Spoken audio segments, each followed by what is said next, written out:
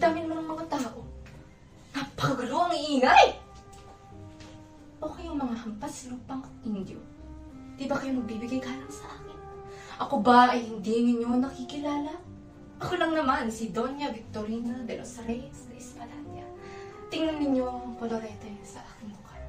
Ang kulay at kulot sa aking buhok. At ang aking mga magagara at mahahabang kasuotan na tila para lamang sa isang mestiza. Kaya kayong mga Indyong sing-itim ng Aita, dapat galangin ninyo ako. Naaalala ko nung bata pa. Marami ang nandigaw at namangha sa aking kagandahan. Pero syempre, tinaboy ko sila. Kasi naman, bakit ako magpapakasal? Magpapasakal sa isang Indyo. Hindi ito maaari.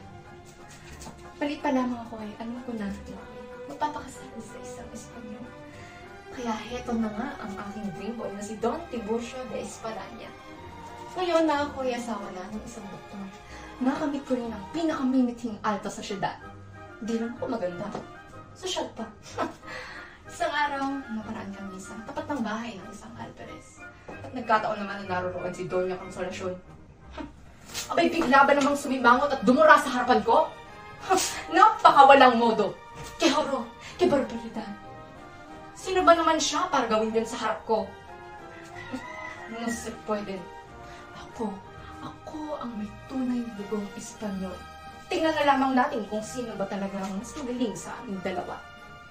Kaya kayo, oo, kayo, kanino kayo papani? Sa akin ba? O kay Consolacion? Ano? Sa kanya kayo? Abay, sige. Magsama kayong lahat ng mga pangit at peke sa impyerno. Kaming mga mistis ang sosyal lang, may karapatan sa langit.